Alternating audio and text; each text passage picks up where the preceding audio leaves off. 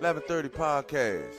Hey, where you was when a nigga was where they was at, man? I was on my ass. You tell me. I was stuck in a tree, ain't nobody help me out. Ain't nobody help me down. Let's get it. Going places that you never seen. You think I'm fucked up, boy, I'm living my dream. Just leave me alone if you're not with the team. My brain too smart to come up with a scheme. If I said it, then I meant it, and I know what I mean. Had me a vision, it was fucking with my dreams. And Yo, what it do, everybody? This your man Dre, aka Dre on Wheels. Y'all already know what it is, man. Welcome back, you guys, to a new episode of the 11:30 podcast. What's goody? How everybody doing out there? Appreciate you guys joining me back here for another episode. You dig? Good morning, good night, good afternoon to all my listeners, all my subscribers all across the world. You dig? Appreciate you guys joining me back here on the podcast. It's Wednesday, you guys. Yes, it's Wednesday, and you know what that means. It's the premiere episode here on EB Radio, you guys, and also the new episode here on Wednesday on YouTube. So I thank everybody that's listening to me on EB Radio. Shout out to everybody, man.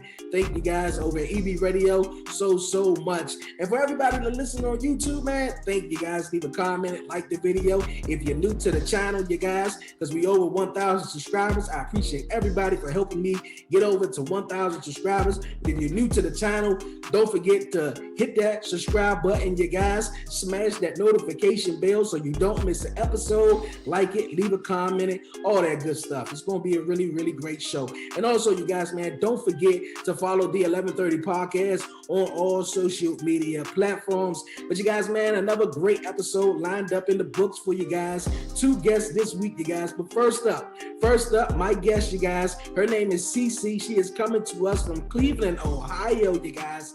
She's a certified life coach. She's a podcaster. She's an educator. Yes, she's a teacher, you guys. She has a podcast called Come and Talk to Me. I really wanna, but yeah, the Come and Talk to Me podcast, you guys. She's gonna be joining me here on the 11:30 podcast this week from Cleveland, Ohio. Cee Cee is gonna be joining me in just a bit, you guys. Also, later on, you guys, in the podcast, my guy Mario coming to me from Conway, Arkansas, you guys. He's the host of At the Sound of My Voice podcast. Man, he's a poet, he's a businessman, he's an author, you guys. He's a podcaster. He's going to be joining me here on the podcast a little bit later on, you guys. But before we get to that, I want to shout out my guest who was on last week, Cubana Kiss, and my guy, Laquan Johnson. Appreciate you joining me on the podcast, my guy. Appreciate it so much. But let's get the show underway, man. For real, Cee Cee, all the way from Cleveland, Ohio, the host of Come Talk to Me podcast. How's it going? It's going well. It's cold in Cleveland. It is cold and lots of snow. Lots of snow. It's still snowing? Yeah, it snowed this morning, so yeah, just a little bit, but we got enough on the ground already, so. Oh, okay. That's cool. It was snowing earlier here in DC. We don't really get all that lot of snow, so it was snowing last week. We only got like 6 inches though. Before you look out the window, the next day it's gone. So. It's gone. Yeah, I live that life. We don't live that life here in Cleveland. Okay. How have you been holding up? The last time I was, interacting with you, I was on your podcast, and it was so great. How's everything? It's going well. I'm about to close up season 1. I'm actually on episode 17. I'm doing 20 episodes in my first season, and it's going so well. I'm loving it. This is exactly where I need it to be. Good. That's really cool. We're gonna hop into everything, you guys. Cee Cee, of course, like I said, she's a teacher. She's been doing teaching for 25 years. We're gonna get into all of that, you guys. But here on the podcast, you guys, we're gonna start it off, you guys, with the WTF moment of the week, you guys. And of course, Cee Cee, my guest. I'm gonna share my WTF moment. Cee Cee, you have a WTF moment of the week? I'm sure I do. I'm sure I do. Probably you just mentioned that I'm an educator. So my WTF moment, most of the time they come from my students, and just some of the information and some of the requests that we get from them. I had a student this week that, everybody's doing that remote learning. So I had a student this week. Now this is, what is this, February?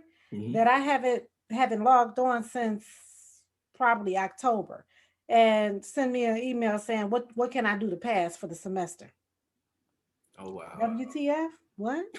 But I get that all the time. So that's my WTF moment. That's as good as it gets this week. Yeah, I know. As a teacher, you guys don't get enough credit as being the teacher, and a lot of crap a lot of students put up with. That's crazy. That's really crazy. You guys, my WTF moment of the week is really weird. I don't know if you guys heard it over the weekend, you guys. A woman, you guys, who was just doing some experiment, and she wanted to change up her hair. She wanted to have some new hairstyles or anything. But the woman put Gorilla Glue. She changed out her normal hairspray for Gorilla Glue spray, and it got stuck in her hair. Hey y'all, for those of y'all that know me know my hair has been like this for about a month now. It's not by choice. No, it's not by choice. When I do my hair, I like to, finish it off with the little Got to Be glue spray, just to keep it in place. Well, I didn't have any more Got to Be glue spray, so I used this Gorilla Glue spray. Bad. It got stuck in her hair. It got stuck in her hair. It was so hard. She had to go to the hospital. They had put rubbing alcohol on it. And it was just like, WTF though? Like, what made her use Gorilla Glue spray of all things to put in her hair though? You feel me? Because I know women are very, she was trying to slip down them edges. I mean, I know the pain. I know the pain, but I don't know that type of pain, that Gorilla Glue pain. I want to know that. So yeah. That's crazy. I get it. Yeah, I know. That's really crazy. And I know women want to keep their hairstyle up, but I don't know what made her want to use Gorilla Glue of all things, though. But WTF moment of the week, you guys. But you guys, Cee Cee, I appreciate you once again joining me on the podcast. You're a teacher, and you've been teaching online since the whole pandemic has, started. How has that been? So some days it's wonderful. Some days it is absolutely wonderful, and it's a blessing. And I'm like, ooh, thank God I don't have to get up and go to the building. Mm-hmm. But there are other days when it's a struggle for me to get on and constantly stare at this laptop. It's a struggle for me. So it's a struggle for the students as well. I don't know. Some of them hate it. Some of them love it. Just like regular school. Yeah. Okay. That's interesting, because back in September, it was really, it was really shocking and also interesting to see a lot of people, going to school, getting, doing it over, a computer and stuff like that. And a lot of kids are actually, their grades are going down. Like you just mentioned, one of the guys who haven't logged in since October, asking you, what can he do? What do you mean? What do you can do? Like, I mean, at this weird time right now, and you just got to sit at a computer and just come to school. Why can't you do that? So why you think? Go ahead. Well, and that's what I'm finding, because it's like some kids who would normally excel when we're in the building. It's because, and I know we all been in school, so that's something we all can relate to. Mm-hmm. But those kids that know how to, kiss up to the teacher, and the nice kid that comes in and smiles in class and maybe always answers the question. It may not always be right, but they always answer it. Sometimes those kids are favored a little bit, and we kind of give them a little bit of leeway. But now the kids don't have the opportunity to do that. So those brown nosers in school don't have the opportunity now that we, remote. But it also leaves way for some of the kids who were shy in the building. Those kids are speaking out more. That's what I'm saying too. Some of those students that you could not drag information out of, well, when you're asking them to just type it or to say it online, and they're in the comfort of their own home, they're participating more. So it's just, it's give and take. Yeah, you're right. I was talking to my guest last week about the shy thing, because, I was shy. And like how you mentioned, the students, some of your students were shy. They might not want to go up there in front of the whole class and, ask this question or raise their hand, because you got 20 other people turning around looking at them and, all the attention on them. But, sitting at home and comfortability like such as this, they could, excel at it. And you got some students are not doing so good right now, though. No, not at all. But in-person learning, they're talking about it, bringing it back. How you feel about it? You ready to go back in person? I don't. So here's the thing, because I've been doing this for so long, like you said, I know kids. They might change over the years, and somewhat music they listen to. Well, cell phones went out when I first started teaching. Kids didn't have cell phones. So it's a few things that have changed. But I know their core, and they are not going to follow these rules. They're standing 6 feet apart, sitting 6 feet apart, wear your mask. The high school, got to teach high school. High Mm-hmm. school kids, they only gonna do that for so long. So I'm not feeling too good about it. And I know in my district they're talking about the vaccine and when it's going to be available to us. I'm not feeling good about that either. But at the same time, I'm one of those teachers that actually cares because not all of them do. Mm-hmm. But I actually care and I love my kids, so I feel so bad for them. So part of me is like, yeah, we need to get back in the building. Yeah, I teach seniors. They want to have prom. They want to have senior activities. Think about, how your senior year is. They want to experience those things. My kids can't experience that right now. So Mm-hmm. on that side of it, I don't feel too good about it. Yeah. Mm. Have your senior students reached out to you, back in maybe like March, because I know that was they, last year, they had prom and I'm pretty sure you was their teacher. Did Yeah. they reach out to you for any advice? I'm getting more of that this year. You mean back in March when it first started? Yeah. I'm getting more questions this year, and people, and some of them reaching out to me for advice. And I'm going to tell you this: a lot of these kids are dealing with some mental issues. Mm-hmm. Some mental issues. They're struggling mentally. So I've actually had a few students that reach out to me about that. Like, I don't know what to do. I can't leave the house. I can't. And if I do leave the house, nobody else wants to leave. And it's, that, school saved a lot of kids because some kids need to leave their home every day for whatever Mm-hmm. reason. I teach in the inner city. Some of them needed to get out the house. And Whoa. so I have had many students reach out to me this year and just, wanting to talk, telling me they're struggling. And, it's just really hard for them because they're falling into depression, anxiety, all type of stuff. Yeah, you're right. You're right. And a lot of kids, look forward to going to school, Yes, they do. because, sometimes the home is not always stable. Yep. And you can't judge a book by its cover. The kid might come to school, happy, be, looking good and feeling good, but at home, Right. it might not, be what it is. He might not be eating and he might be in abuse. You never know. Just No, it never. is. And even the kids who are like the at-risk students or the students that don't perform as well, the kids, we all come on, we went to school, so we all know those kids that don't do work. They're the class clown. Even those kids miss school because it was a place for them to go to every day and a warm building and clean to some, extent, and just somebody was gonna say hi to them that day, even if it was all their teachers. Somebody's gonna say good morning. Some of these kids, no one talks to them at home, Mm. and that's sad. Yeah, really is. Really is. What decided you to be a teacher? Oh man. Oh, so when I was a little girl, I have a brother that's 4 years younger than me. So I remember being probably about maybe 8 or 9, and he was 4 and 5, and I would teach him everything that I learned in school that That's day. cool. I would come home and I would get him and all my little stuffed animals and his little Spider-Man, action figure and all that stuff. And I would sit them up and I would teach them what I learned that day in Oh school wow, that's cool. until he couldn't take it anymore and was like, I don't want to do this. But yeah, I've been wanting to do this forever, and I chose the right career. This is what I want to do, and I'm kind of lucky because that doesn't happen all the time where you get lucky and you actually chose something that you enjoy. You're So right.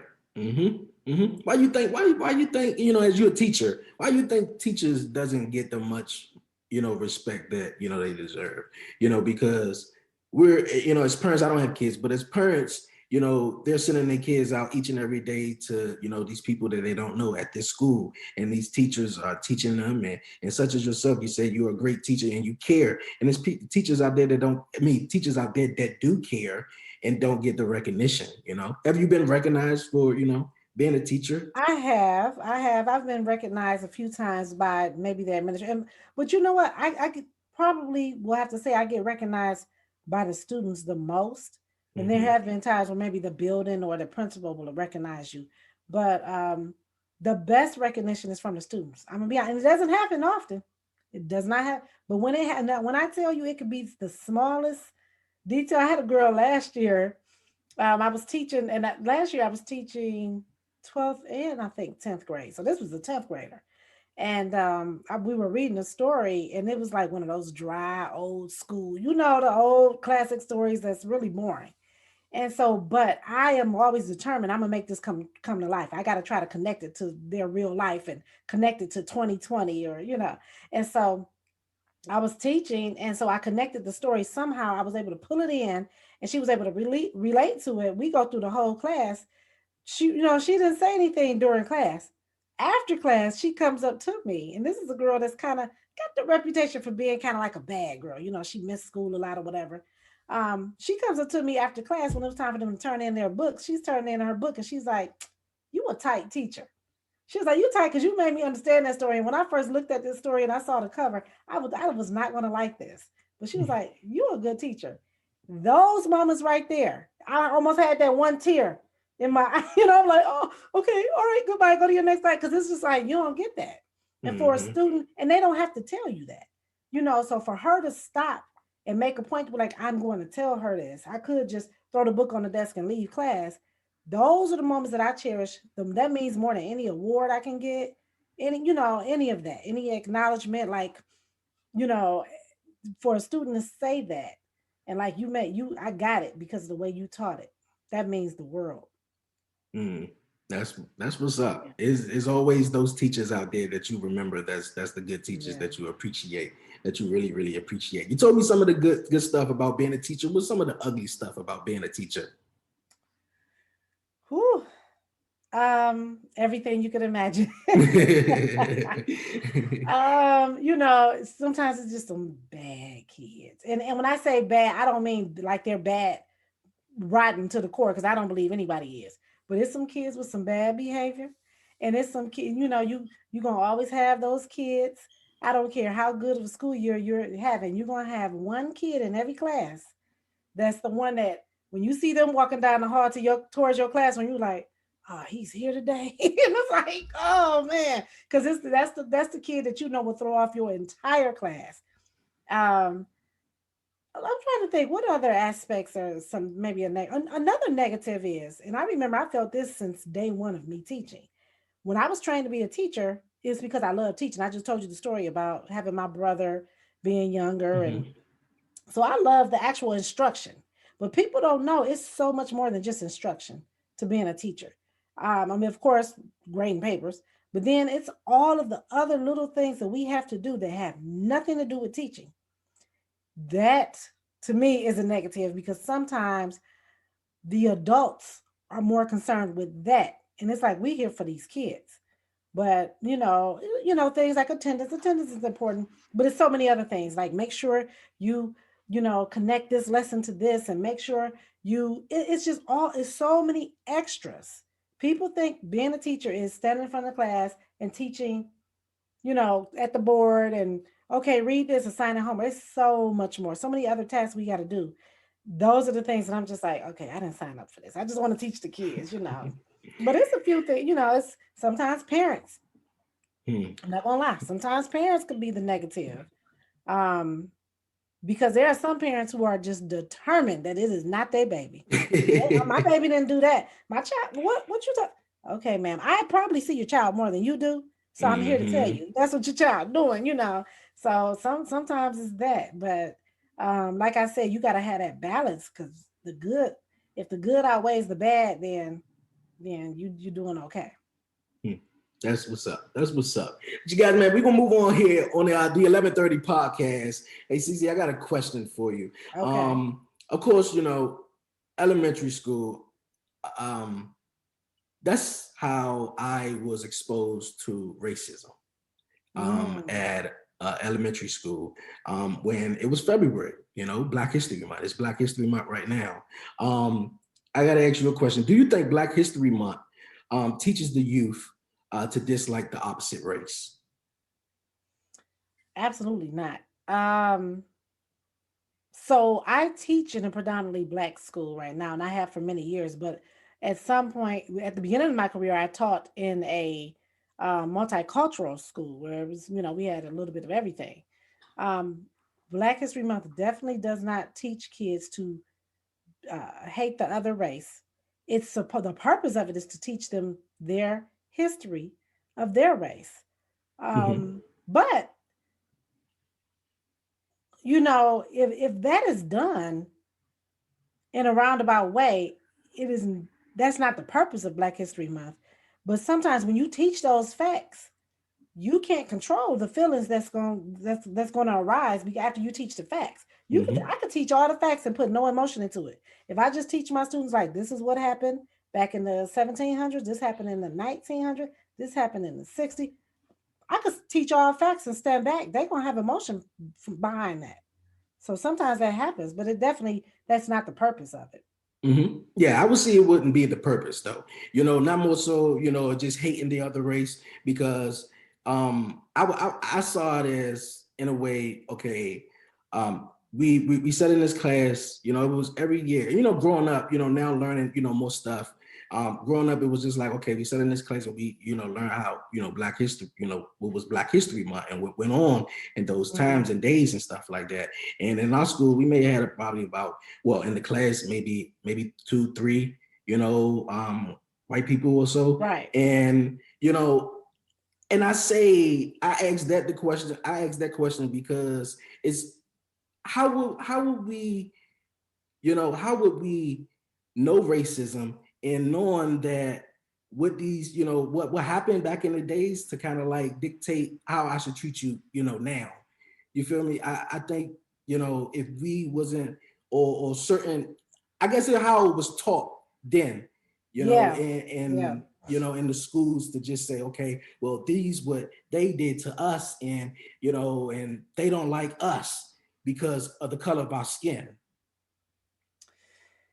But I don't, so when you talk about that depends on the individual teacher. That depends on what that teacher is adding to it. Because like I said, if I teach just the facts can stand alone and people can form their own opinions. But it depends on the individual teacher. If you got a teacher that's coming in there like, I throw all the books away, I'm about to teach you the real, I'm just going to teach you from what I've learned. Yeah, you might get a different outcome. But that history has to be taught. It has to be taught. And I'm going to say this, I'm going to take it a step further.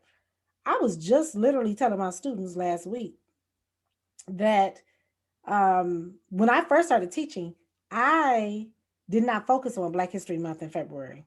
I purposely didn't. And I used to always tell my students, I'm not going to focus on that because Black history is all year. You should learn about your history all year and all this stuff. And I still totally agree with that. But I've more recently come to appreciate the fact that one of the purposes for Black history, and not just Black History Month, we got, there's a Latino History Month, there's Women's History Month coming up in March. There are a lot of months or weeks or days dedicated to specific cultures. So I've since become a little bit more appreciative of Black History Month because I've realized, well, one of the main reasons for it is to teach other people about Black history. Not that they have to wait until February to learn, but why not have a month recognized to say, hey, this is the month where you're going to get all this curriculum, all these resources. If you don't know, I know Latino History Month is in October.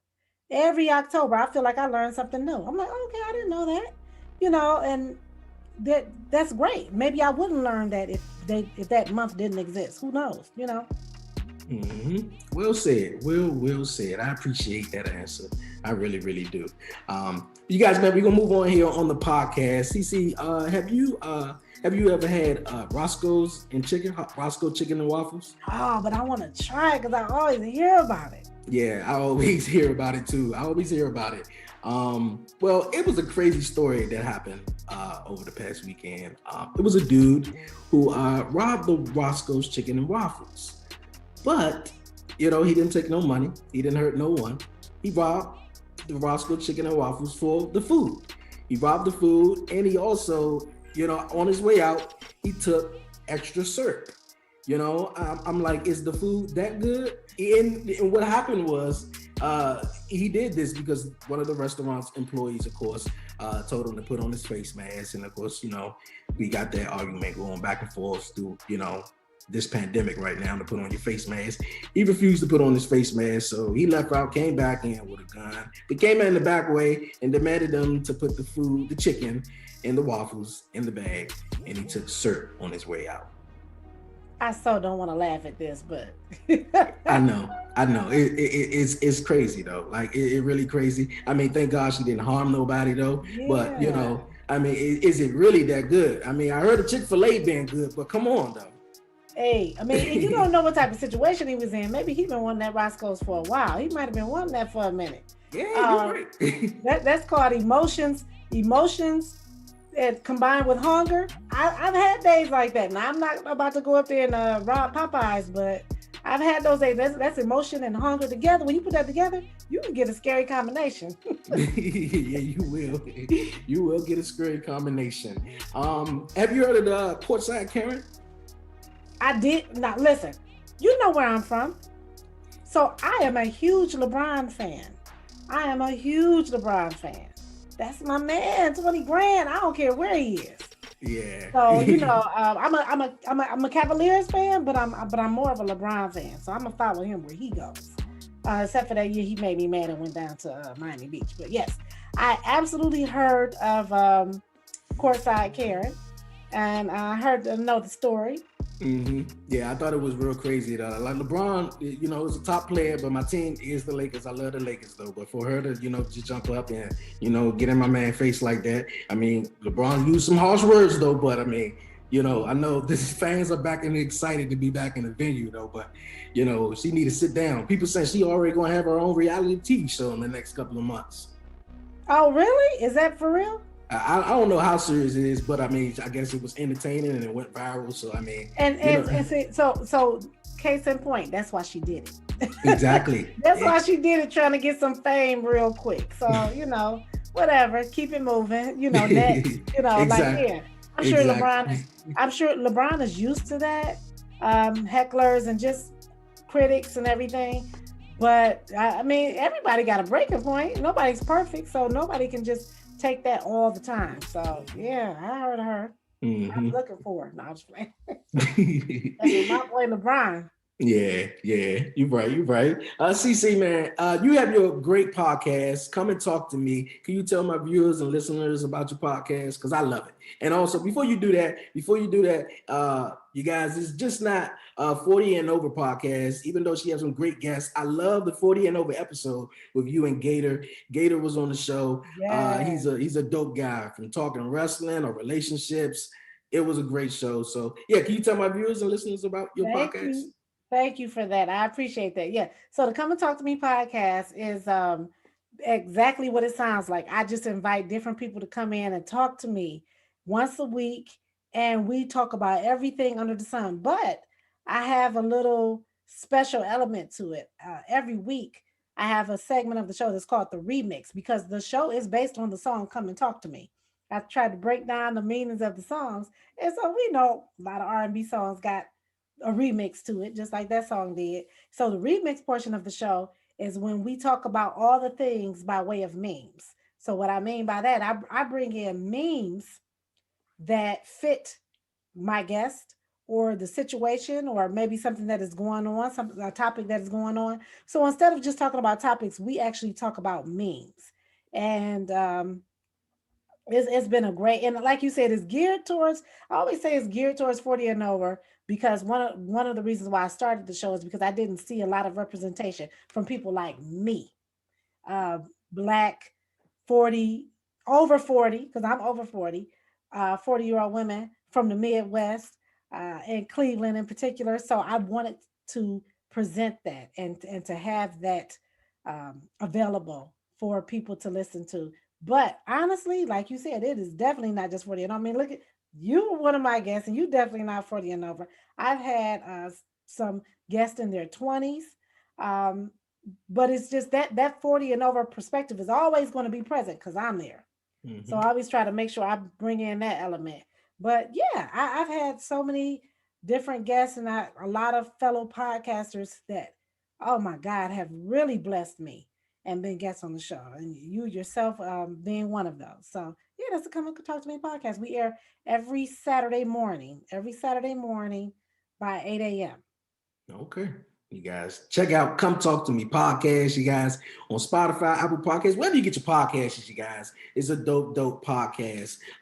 You're a big fan of the remix. I was listening to your first episode, because that was more of a, getting to know you. You're a big fan of the remix. When I heard the conversation, when a song is nice and then they got to put out the remix.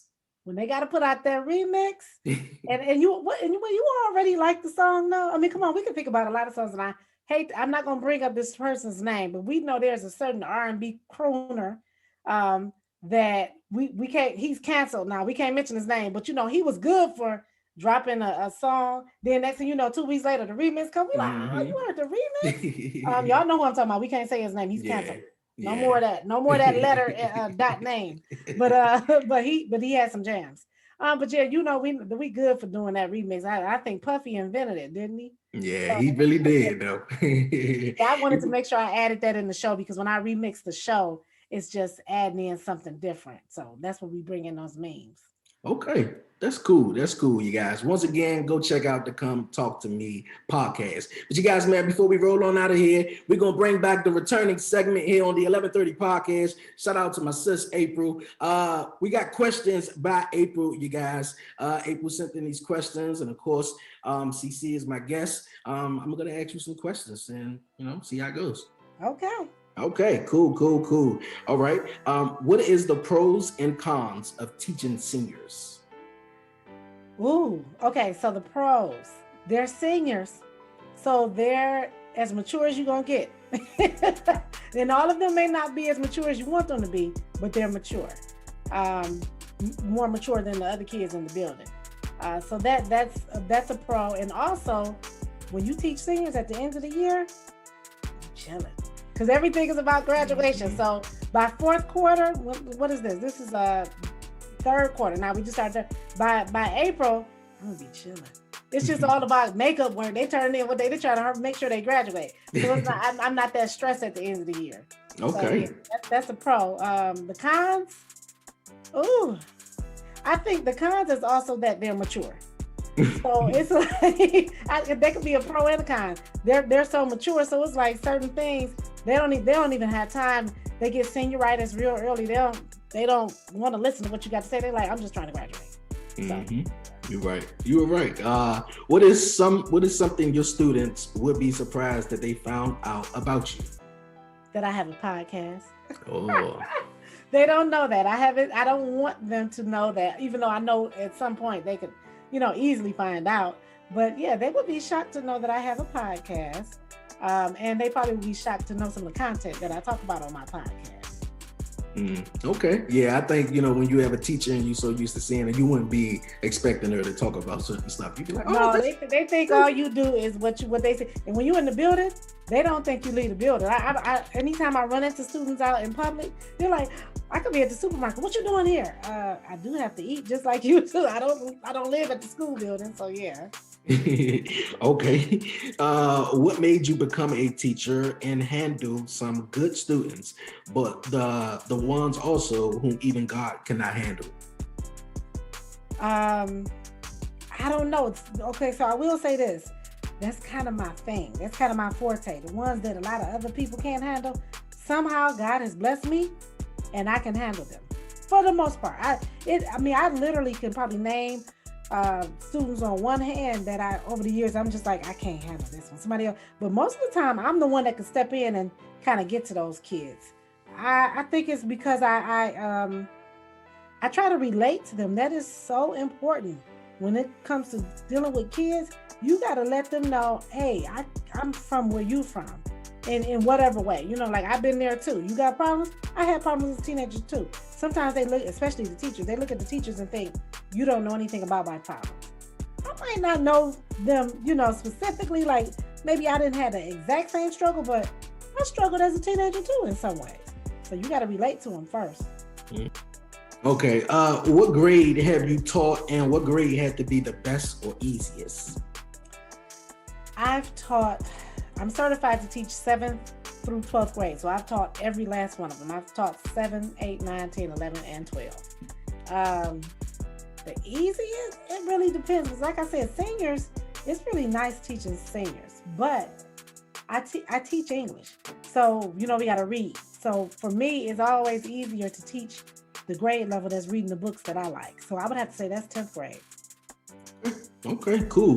Do you take a break from seriousness or you're strict, get to the point type of teacher? No, I'm a little bit of both. Like I said, you have to relate to the kids. So they know, my students get to know me very early. They know when I'm serious.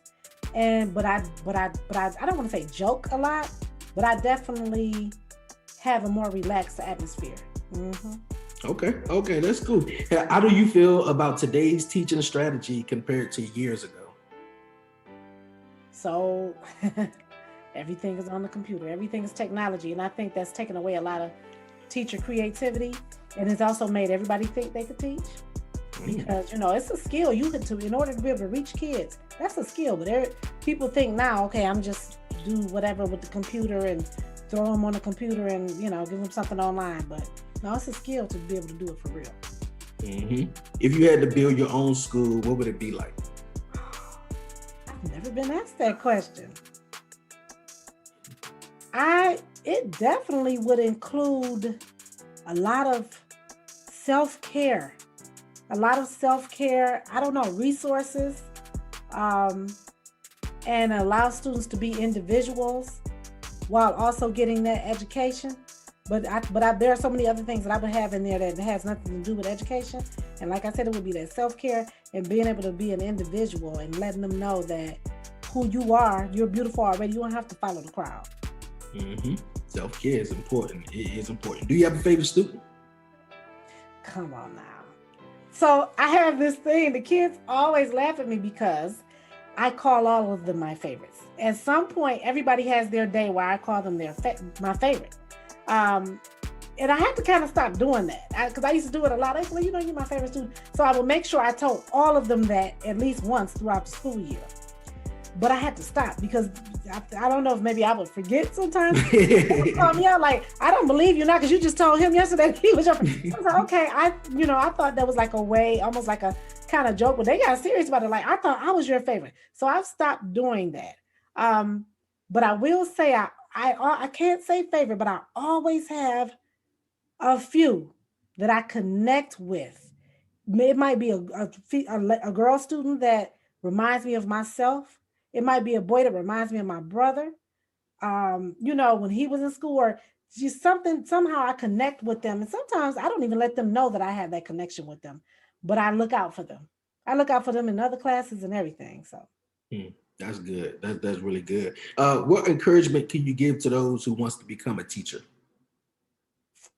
Be very careful what you choose to teach, what subject matter, because all of them won't be around much longer. It's becoming obsolete. So be very, very careful what you choose to teach. And you have to like kids. Don't teach if you don't like kids. There's so many people that's out there don't do it because you don't have anything else to do, because it is not easy. So that's my advice. Only do it if you really want to do it. Okay. Last one. If you could have any song to play every time you enter a room, what would it be and why? So this ain't about teaching, right? This is my personal song. Oh, you don't even know. My theme song. This is old school. I'm about to go real old school. Brick House by the Commodore. That's an old school song, but that song right there, I feel like any woman who is feeling down and maybe not feeling up to par that day, her confidence might be low, put that song on and just walk. Just walk to Brick House. If you don't feel good by the end of that song, I don't care what you look like. You're going to want to look good after you put that song on. So that's like a self-confidence song for me. And just let them know like this woman is standing in all her glory. That's what's up. That's really, really cool. Cee Cee, I appreciate you joining me here on the 1130 podcast this week. Before you go, any shout outs, anything you'd like to say, any questions for me? You know what? I just want to say thank you for having me. This is wonderful. And I want to say also thank you for embracing me being a new podcaster. I feel like so many of you all have just embraced me. And Gator, you mentioned Gator. I so appreciate that, because this is unlike any other field that I've been in, and even teaching.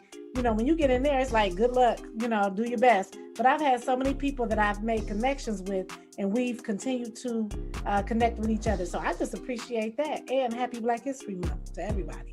Mm-hmm.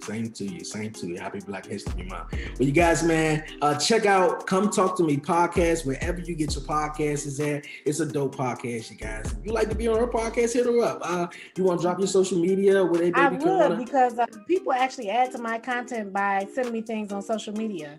because I said it's all about the memes. So you can follow me on Instagram at CeCe's_authentic vibe. It's CeeCees_authentic vibe on IG. Go follow her, you guys. Go follow her and check out the Come Talk to Me podcast.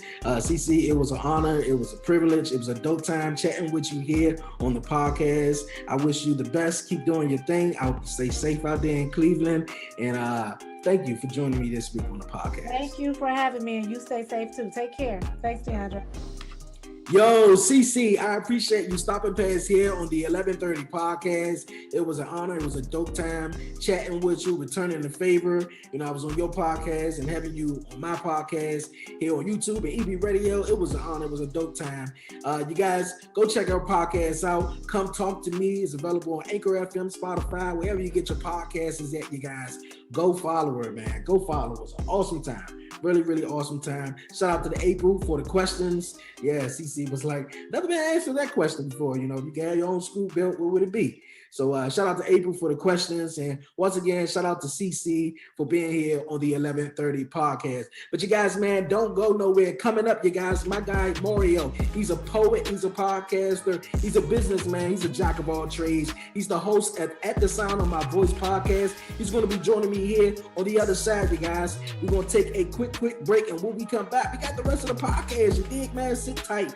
You're listening to the 1130 podcast. You dig?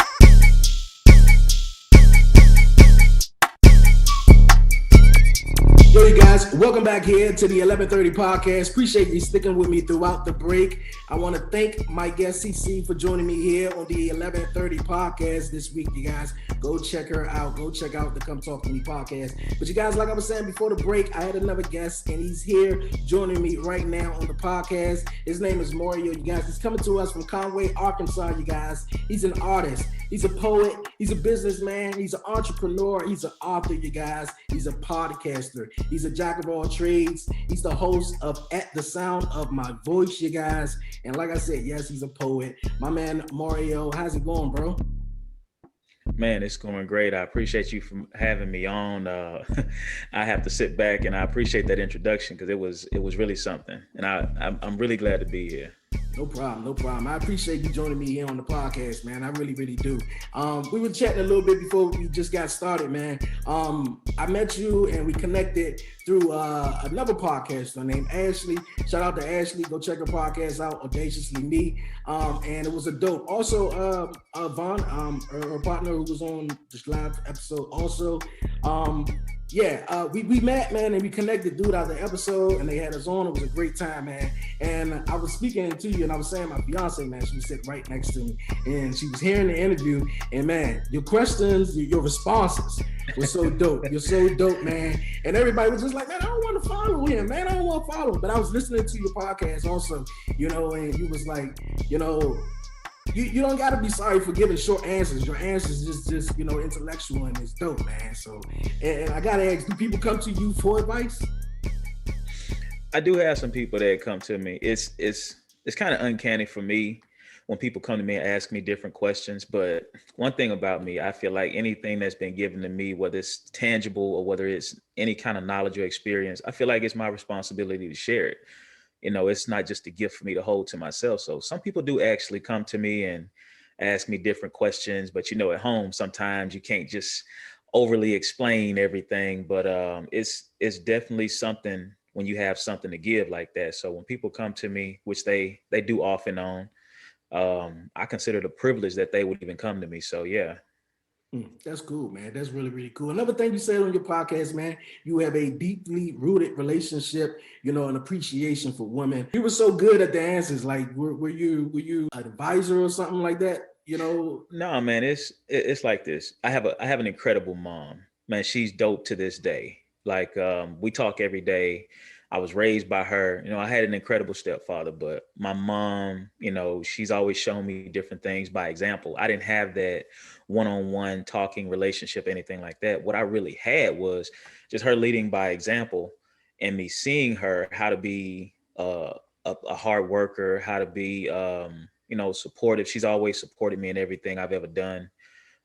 She's always been that person that tries to help everyone else. She lives that true meaning of turn the other cheek and all that kind of stuff. As you kind of grow up, that's the example you have, whoever that prominent woman, that female figure in your life is. And she blessedly, she's been that for me all my life. So, my first child was a daughter. And of course, as a man, you want your daughter to see a good example of what a man should be and how to be protected, how to be treated, those kinds of things. And then when I got married, of course, it's like now I have to have my daughters and my sons to see what it's like to be a gentleman, how it should be when it comes to those kinds of things. So it's not as hard as or as complicated as it was seem for some people. You just have to want to do it, just keep being open to growth and learning each individual woman instead of trying to treat all women the same. And it's one of those things where you have to actually sit there and listen and pay attention and not be so quick just to apply what you think you know. Well said, man. Really, really well said, man. That was poetic, man. Speaking of poetic, you're a poet. You write poems, man. Yeah. And they're really good. I was listening to them, of course, on the podcast. When did it click for you, that you had the poem thing going? Well, it's kind of crazy, man. Honestly, I started off writing stories. And I wrote those stories to just kind of get away from what was happening, what was going on at the time. And I didn't want everybody in my business. I don't like to put my business out there. I'm a really private person. So I would write the stories based on what I wanted it to be or what I wanted the outcome to be. And I will post them on Facebook just to have fun with it. Then I started a group on Facebook out of that whole situation. And then finally, as Facebook got a little bit more commercialized and you start seeing all these ads, nobody wanted to sit there and read an entire story and stuff like that. So what I decided to do was shorten the stories and make them more poetic. The situation I was in, it was a very, it was a relationship that ended rather roughly, nothing physical, anything like that. But I've always been a fan of words. And so I wanted to use the words to describe how I felt about different things. And then I started falling in love with Shakespeare. And the crazy thing about that is I fell in love with poetry when I found out what Shakespeare meant when he wrote certain things. And I found that out through the movie Class Act, believe it or not. It made me want to dive a little bit deeper into poetry and express how I felt and actually make people think. And when I write poetry, it's really about telling a story in a way as to where it makes the person reading or listening able to think about something outside of just expressing themselves in ways that they're accustomed to. You don't have to curse with everything, but really tell how you feel, because the cuss word only really, not that I don't curse, but when you do, it only explains the emotion behind it. It really doesn't explain the meaning of what you're feeling and why you're feeling that way. And so when I got into poetry and started falling in love with getting more in touch with myself and how to express it, the poetry just kind of came out and people kind of gravitated to it. So it's one of those gifts that I've been blessed with, and I appreciate it. So I just keep on. That's what's up. That's what's up. What got you into Shakespeare? Like I said, when I was watching the movie, excuse me, when I was watching the movie Class Act, there was a part on it where his character Blade Brown was talking to the young lady, and she said something about to die meant to have a sexual orgasm. And he looked at her like, what? So that's what Shakespeare was saying. And so I was like, okay, so let me go look that up. Let me see what else he wrote about. Because, in high school, we did book reports and wrote papers and all that kind of stuff. So I started looking at all these different artists and poets, because my first love is actually just visual arts, painting, drawing, and stuff like that. That's why I started with everything. And so when I fell in love with words, I learned how to pretty much create a picture with words, and hopefully, people are able to recognize what that picture is and kind of visualize it. And so after hearing that one line on Class Act, it made me look at Shakespeare, and then Shakespeare made me look at other people. Then I started to see a rich culture in our culture in the Black community, where we had all these different poets and Renaissance poets and people who had these different voices in poetry. And so I put it in my stories first. And then when I started focusing a lot more on the poetry, that's when I really started to kind of line out how I wanted to build my brand. Okay, that's what's up, man. What's up? With you being a poet and, you liking Shakespeare, did you ever thought of doing, Shakespeare, in front of a crowd? Somewhat. I kind of fall in love with the story a lot more. I love telling my story, but man, honestly, if you ever heard my thoughts sound like what I write.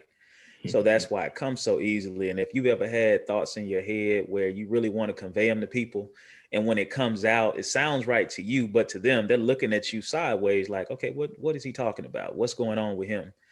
And so I kind of have to understand my audience. And I've done open mics, and I've gotten up in front of people and done things like that. And a good friend of mine, his name is Chris Willingham. That's my guy. He actually had an open mic on the Air Force Base in Little Rock, Arkansas. It was called the Hangar 1080. That's what it was. It was Hangar 1080. And my wife and I would go out, and I would get up and I would perform. And I said, okay, it's time for me to go ahead and kick off the podcast. So he was really the inspiration behind me deciding to go ahead and take that leap forward. And when I get up there in front of the crowd, being able to tell a story with the poetry and express it to them, on the Shakespearean side, I thought about doing sonnets. It really is a skill, and it would be something I'd be interested in doing on a stage in that format, and kind of, being able to give my kids another outlet once they see I'm making the example out of that. That's what's up, man. That's what's up. Real well said. What's the best poem you ever wrote? There's actually two, and both of them are continuations. It's so funny you asked. I don't know if you remember the song. It was a song, I think it was by 2 Chainz and somebody. It's called You Ain't Even Know It, or You Ain't Even Know It, something like that. It's an old song. Mm-hmm. And then there was another one with Rick Ross and Wale called Diced Pineapples. Mm-hmm. Well, off the first one, I had an ex, and I had like this 2-part, and I just kind of flow with it, and everything that I write pretty much is a freestyle. So I rarely ever remember any parts of them until I look at it. And so I just started going, and I had this beat in my head. And at the end of them the first one was You Ain't Even Know. And then at the other one, as far as the Diced Pineapples one, it was one I did in this hip hop group, just to add to like a cipher situation. And it had a diced pineapples feel, but I didn't add diced pineapples in it. And it's the best poems that I feel I write are the ones that I like that. Now, as far as the ones the one that was most heartfelt, it was called Tears for You. And it was one I wrote about my daughter, going through a real rough situation with her. It's called Tears for You. It's on my podcast. It was a situation I was in, all of which led to me writing the stories and the poetry and everything in the beginning. And it's one that actually I wrote in complete tears the entire time. That's what's up, man. That's cool. You speaking of freestyle and stuff, and you don't remember anything. Do you write music? I have before. I've never done it for anybody. I every now and again I'll write it, and of course, me not being a musician by trade, I just kind of go with what I feel. I had a lot of inspiration from people who've done it that way, like Prince, Michael Jackson, James Brown, people who just kind of listen to what they felt was what they wanted to do, and they just put it together. Because when it comes to artists like that, they just create. They pull people together and they work with people that can help bring that vision to life. So when it came down to me trying to write music, the melodies and stuff would come to me, and I would go to somebody and say, hey, how does this sound? And tell me how this will be put together. So it's a little bit more difficult, when it's not your trade, but I've definitely written some things that I'd like to have someone sing for me. Okay. If anybody came to you, was like, man, I like Moreo, poems and, the stuff you do, you mind writing a song for me? Have anybody, came to you, just like, can you write a song for me? No, not up to this point. I haven't. Believe it or not, the craziest thing is being a guy. A guy is not gonna come up to you and say, "Hey, can you write a song for me?" Not at this level of the game. But I do have a really good friend, man. She is an awesome songstress, man. She is incredible. Her name is Eva Rosita. She has toured. She has a lot of gigs out in the Tennessee area. And I actually wrote a video for her one time. It was incredible, but my mind is so all over the place.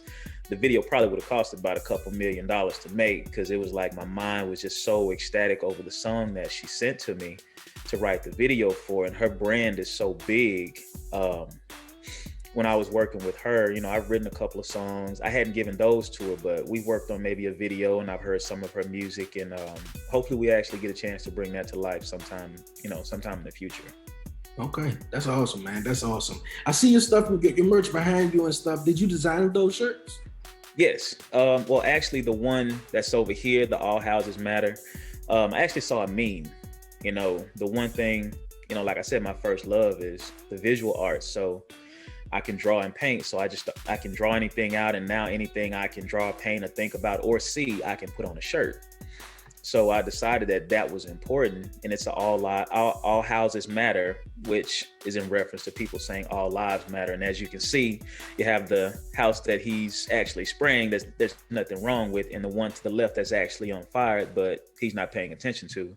And of course, you have the one over here that's my At the Sound of My Voice official jacket, my bomber jacket that I made, and the Rated Poetic bar shirt in the back, and the hoodie I have on. They're my words. And, pretty much my designs. And like I said, whether it's a picture or it's trying to paint a picture with words, it's pretty much what I do and how I operate every day.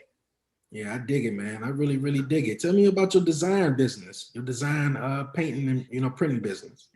Well, it's kind of crazy, but I started it with some friends of mine initially, and they kind of just, took off. It wasn't the thing for them. So I just kind of just took it from there. About 10 years ago, I was already doing a little bit more with graphic design. I had a great professor in college who helped me acquire some software at the time. And I felt like, man, if I could design something and I actually see people wear it, that's awesome to me. So I started that business. I do family reunions, different things that, your normal apparel printing company does. Of course, anybody wants a t-shirt. I do all of my own apparel, all of my own merchandise, different things like that. I do logos, different branding things that companies may need, branding solutions. I have packages for those.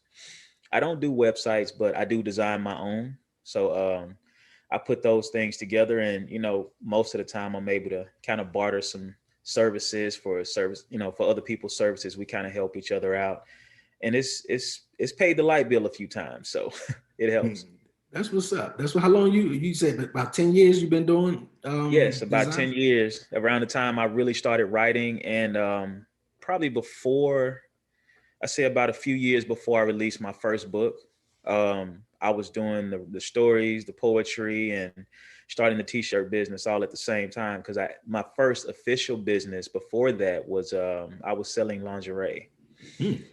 And it lasted for a little bit. Of course, there's always conflict of interest if you're in a relationship with a situation like that, and you just all of a sudden want to sell drawers to people.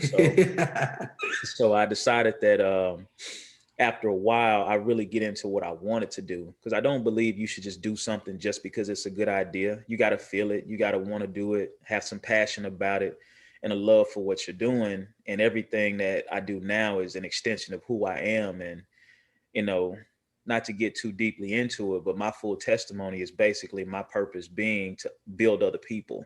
And that's how I'm going to be successful, by building other people. Well said, man. Well said. How did you discover that you know how to, draw and paint and stuff? Well, I was in third grade, and everybody's drawing. Everybody like, oh man, draw me one. Can you draw me one? So I'm looking at these people. A good friend of mine, he was about 3 years older than me, and he drew this picture of Ice Cube when he was with Lynch Mob. Oh wow. And I was like, okay. I was like, can you draw me one? And he looked at me. Now, this is not just a friend. This is a cousin. This is my big cousin. I'm looking up to him. And he says, no, you draw it yourself. So I looked at him. And of course, I had a couple of cuss words in my head at the time. But I said, okay, I'm going to show him I can draw it. I had never drawn anything a day in my life. And I put the pencil to the paper and went to work. And I showed it to him. And he was blown away. And from that day on, I just kept drawing. I drew every pair of shoes I had. If I got a new pair of shoes, I drew my old pair of shoes, started drawing cars. And I got to a point as to where I realized that that was who I was. You know, it's a gift that I didn't even realize I had until that point. And then my mentor in painting, his name is actually Ed Wade. He's, man, phenomenal artist. I've been to his home a couple of times, and his house is filled with paintings of his family, him. You know, we go buy art. He just creates it and puts it in his home. And I went to a workshop of his when I was in high school, and that was just added to the passion that I have for artwork. And so if you'll look at some of the videos that I posted on my channel or on my social media every now and again, you'll see a couple of paintings that I did, some things I created. And it's a form of peace for me. And the one thing about me that I realized was that whatever I feel, I can express through my artwork. So I can't say it's necessarily just a skill. It's really a gift of being able to really express myself, whether it's words, whether it's through drawing or painting or anything like that. And it's definitely something that I felt was another way for me to share myself with the world in a positive way. Mm-hmm. I like that, man. I really, really do. Art speaks volumes, man, and art tells stories. Especially the shirt you got to your right, man. Yeah. House, and one house is on fire. I really dig that. I really, really do. You have a channel. I was trying to figure it out once I would listen to the podcast. I was like, oh, okay, it's eight. It's actually channel 82. Everything plays off the year I was born, 82. And then 8 plus 2 is 10. You know, and the crazy thing about it is 1982, 1 and 9 is 10, 8 and 2 is 10. And, you know, we always measure everything on the scale of 1 to 10 being perfection, or 80-20 being 100. Either way, you still get that 10 out of it. And so I built everything that I'm about around that particular day. So with the idea of Rome not being built in a day, my middle name is actually Jerome. That's what the J stands for. So you've heard it here, folks. That's the whole middle name. That's what the J stands for. So I took the Rome and I used it because my mom used to call me that. And so from the Roman Empire and how to really build it with a positive vision, the 8 and 2 being a measure of perfection and a person being perfect just the way they are in their growth, not by anybody else's measure or anybody else's scale. You're perfect however you are. Just continue to be open and grow. And that's how the channel was born while I was actually driving. I was thinking about all these things, and not to get too far into it, but God basically showed me that this is what you're supposed to do. And I'd already had the podcast out, and he gave me this vision of like generational purpose. And so the channel came out of that by the time I made it back home. And the channel itself, the tagline for it is where creative lives. And I'm hoping to one day have it as a streaming service, an actual channel, like a full network where you have the literature, you have the artwork, you have my own version of a cooking shows highlighting people in culinary arts. But I'm not trying to go reach for famous people, nothing against famous people, but we have a lot of talent. Like I'm on your show right now, you know, the 1130 podcast, that's a big thing for me. And so one thing I would do is make sure I extend opportunities on my network to be able to not only showcase, but actually give some true slots and, you know, help people feed their families with the network by giving them an opportunity to have a show, to have episodes. I got a life coach. Her name is Mary LP. She's been a poet that's been on the podcast before. She has a brand called Exuberance, and we're developing her brand right now. There's a young lady, I think she lives in Vegas, if I'm not mistaken. Her name is Chef D. She's on my social media as well. She's going to give me my version of Food Network one day as she builds that. I work with Quabila Jones of the Q Spot. Phoebe of the P Word. All these young ladies have been on my podcast. They're going to be on the network even more. Lady Joshua, there are several people that I'm trying to work with and build, and I want my guys to step up. You know, I need my guy poets, my guy creatives, my guy voices to step up and show the ladies that we can be leaders and not just watch them, but we can also be leaders and complement them as well. And so the network, it's owned by a Black person, obviously. So it's inclusive, but it's not exclusive. You know, I want to make sure people feel welcome. And even if you just get your start with me like Def Jam, I want you to feel like you always have a home there. That's what's up, man. That's what's up. If you could create a show or add a new show to your channel and you had to come up with it right now, what would it be about, or what would it be? I don't know. I would have to say it would have to involve my version of a reality show with my boys. Okay. I actually want to write a book. It's called, I want to write this book with my two younger boys because they love each other, they hate each other, they play, they fight, they get into it, have to be separated and come back. And the show would actually be animated. Because with those two, you never know what you're going to get day by day.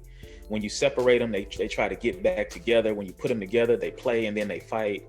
And it's almost like if Sylvester and Tweety were brothers. It's like they're always at each other's necks, but then once you see them and they're calling out on each other, like, where's my brother? Where's my brother?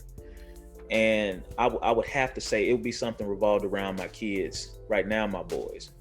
Okay, that's what's up, man. That's really, really cool. Speaking of book, you haven't wrote a book and you got your book right beside you. Can you tell me a little bit about it? The book is called Convergency. I hate to say it like this, but they forced me to classify it in that when I first published it on Amazon. It's adult fiction. It's similar to the Zane books that came out a while ago. It's adult fiction. It's called Convergency Volume 1. It was written by me and my best friend, Lady B. It's basically composed of diary entries by Mistress. It's a character I created to go along with a painting that I did some years ago. It has a main story that's in it called The Other Side.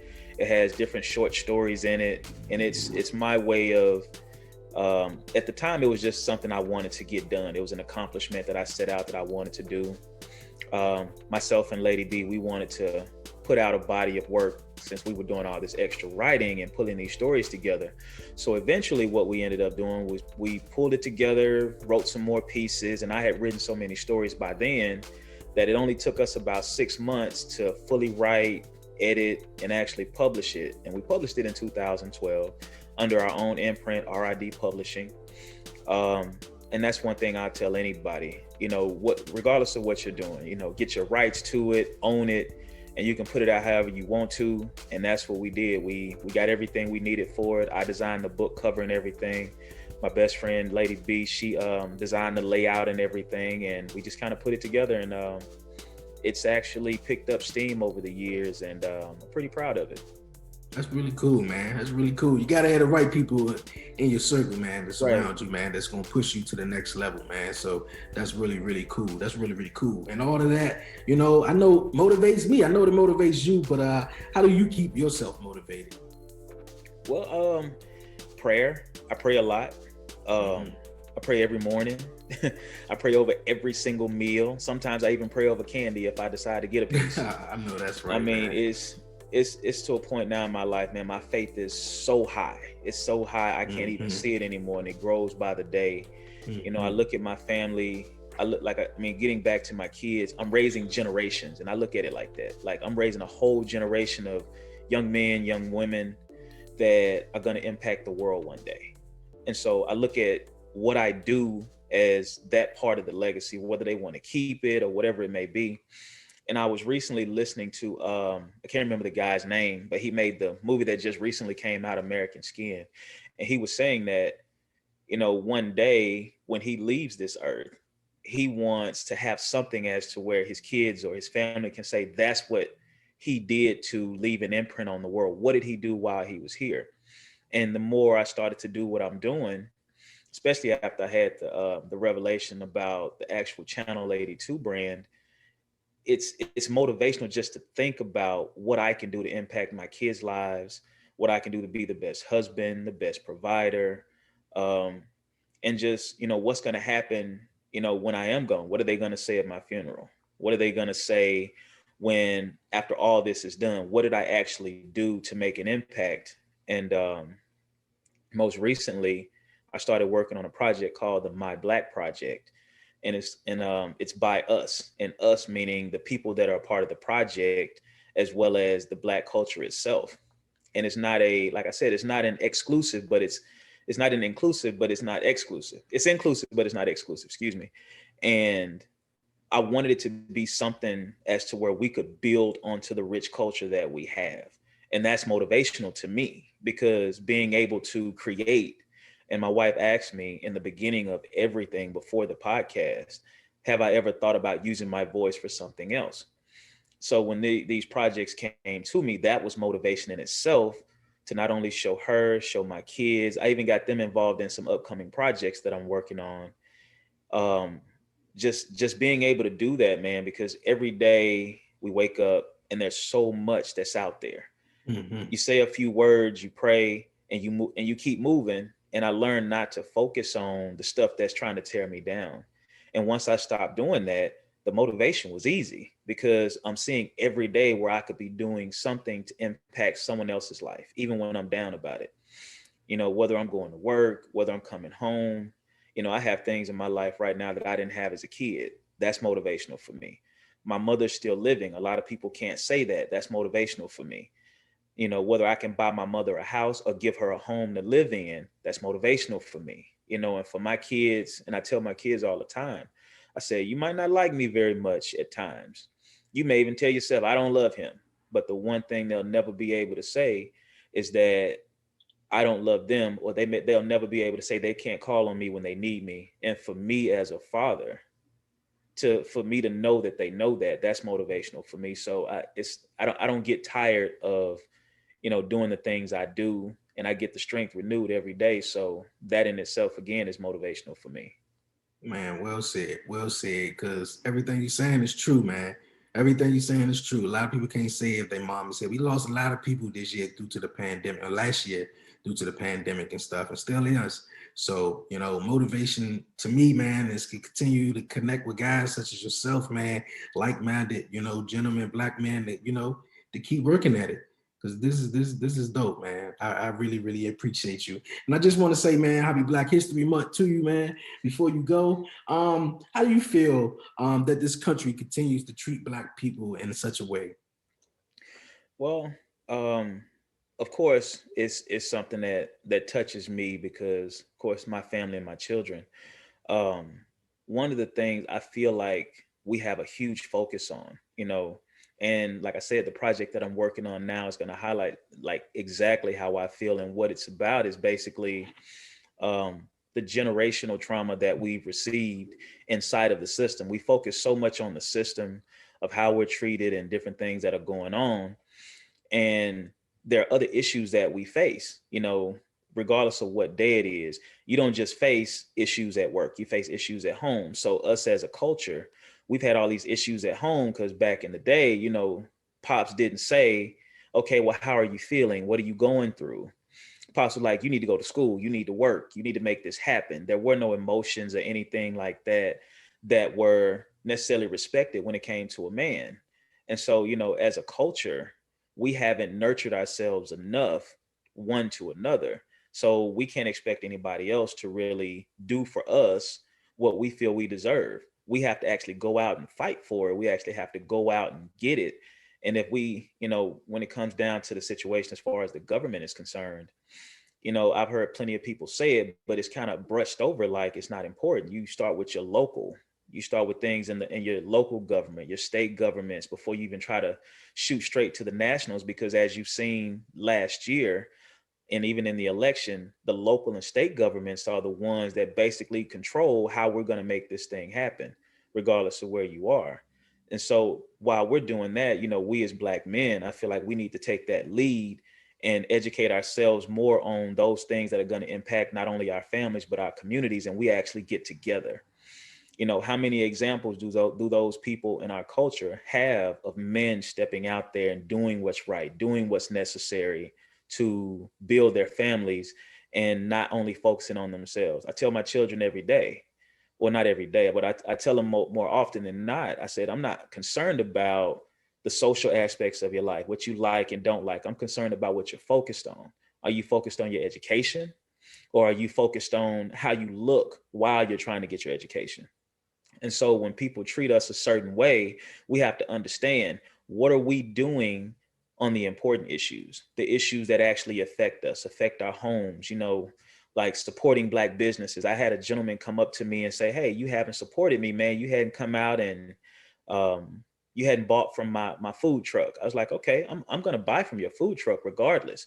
But I asked you months ago to listen to my free podcast. Have you listened? So, you know, simple things like that. You know, people sometimes forget there's so many ways that we can support each other. We have the strength in this country. We have the strength everywhere. We may be addressed as the minority, but we have the majority of the influence, the impact. We got a whole coalition of Black podcasters out here right now.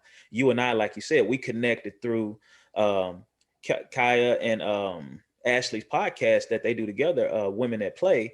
But now I'm on your show. Now you and I are connected. So if we're constantly doing things like that, getting those voices out there and trying to do those kinds of things, they can't affect us like that. It doesn't matter how they treat us, but they will respect us. You can silently be racist. You can silently be a bigot, but you can't publicly disrespect me because I know what I'm supposed to do. And the one thing that I think people forget, that although all those documents and things weren't written and stamped for us, they in turn fast forward to now we can use them as our weapon and our protection. We just have to educate ourselves on how to do so it's irrelevant on how they treat us if we can actually use our voices and use our platforms to empower one another. Because you can march all day every day, but if you don't empower each other to actually be in a position to make change, it's not going to make a difference how they treat you. They're going to be able to use the laws and the statutes and everything else to their advantage because we're not putting each other in power. We're too busy trying to empower ourselves versus trying to empower everyone else so we can all be a powerhouse. Well said, man. Well said. I ain't got no more questions, man. Well said, my guy. Well said. Mario, man, I appreciate you joining me here on the 1130 podcast this week, man. Before you go, man, any shout outs, any questions for me, anything you'd like to say? Man, when I tell you this is a privilege for me, you know, where I am right now in life, you know, this is a privilege. This is an honor for me. And I just want to extend, you know, my platform to you. I can't wait. As far as my shout outs, of course, I like to shout out my wife, my kids, my family, my mom. Special shout out to Phoebe Watson of the P Word, Kabila Jones, Mary LP, Lady Joshua, Nameless Poet, everybody that's been instrumental in helping me try to build a brand, all of my friends and family that have continued to be supportive. I mean, there's so many people that I really do appreciate in my life. And I can't say the word appreciation enough because, you know, I believe that God puts people around us in our lives, whether they're close or they're far. He puts people around us that we can definitely draw energy from and give energy to. And I have to give a extra special shout out to my best friend, Brandy Williams. She's always been supportive over the years, her and her family. And be sure to listen to At the Sound of My Voice podcast and stay tuned for Channel 82.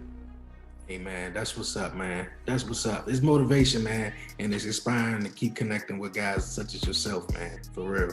So Thank you. You guys, man, go check out his podcast, At the Sound of My Voice. Go subscribe, go follow him on Apple Podcasts, Spotify, wherever you get your podcasts is at. Mario, I appreciate it. You want to drop your social media in case they might want to follow you to listen to some of your great poems? You can catch me on IG, which would be At the Sound of My Voice. That's @_the_sound_of_the_. My underscore is under between every word. Sound of My Voice podcast on IG. My graphic design apparel printing is BMJD82. You can follow my Facebook page, Channel 82. That's each word spelled out. Like you said, you can subscribe to my podcast on any podcast platform that you listen to. Drop an email, drop a DM. If you want to be a guest on it, let me know. Like I said, my brand is about building not only myself, but building other people. So I'd be glad to work with you. No problem, my guy. No problem. They're gonna get all the information, man. Don't worry about it. It's at the bottom of the screen. They're gonna get it. Once again, Mario, man, I appreciate you joining me here on the podcast. You're welcome anytime, my guy. You're welcome anytime. Stay safe, man. Stay blessed. Stay prayed up, man. And thank you once again for joining me here on the 1130 podcast. Yes, sir. Yo, Moreo, appreciate you joining me on the 1130 podcast this week, man. It was dope time chatting with you, dope time connecting with you, my guy. Just picking your brains, man, and you doing porn and everything, man. Just stay motivated, stay blessed, man. And we gotta support, each other, man. Especially, our Black people, man. We gotta stay together, stay down together, and support each other, man. So we can make it up the ladder, man. So it was a dope time chatting with you, my guy, Moreo. You guys, if you wanna hear more poems and you wanna listen to more poems, go check out his podcast. At the Sound of My Voice is available wherever you get your podcasts at, my guy.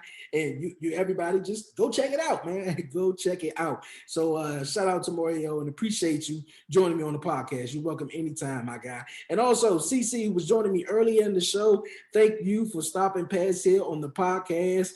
Man, this has been a dope episode. Dope episode to both of my guests. Man, it's Wednesday. We're halfway through the week. The 1130 podcast is on Wednesdays, man. I appreciate everybody, man, for listening in and stopping past here on YouTube and on EB Radio, you guys. Thank you guys so much for checking out the 1130 podcast, you dig, man. Before I go, you guys, don't forget to follow the 1130 podcast on Twitter at Dre on Wheels. Follow me on Instagram at the 1130 podcast. Like the 1130 podcast on Facebook. Subscribe to the 1130 podcast on YouTube. Hit the like button, leave a comment so I know you came through.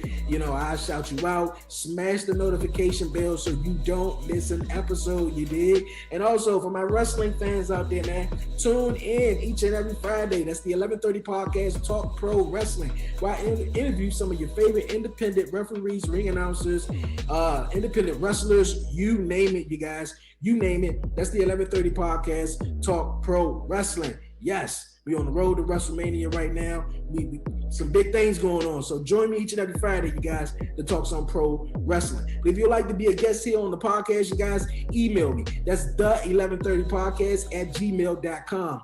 The1130podcast@gmail.com. Or DM me or message me on social media. For real, this was a dope episode. Shout out to Cee Cee. Shout out to my guy Moreo. Shout out to At the Sound of My Voice podcast. Go subscribe, go check it out. And also check out Come and Talk to Me. She told me don't say it if I can't sing the whole song, so I ain't gonna sing the whole song. Come and Talk to Me podcast also, you guys. Yo, been a dope week, man. Been a dope week. And I'm about to be out of here, man. For real, it's time to go. Yo, it's your man Dre, aka Dre on Wheels. I'm out.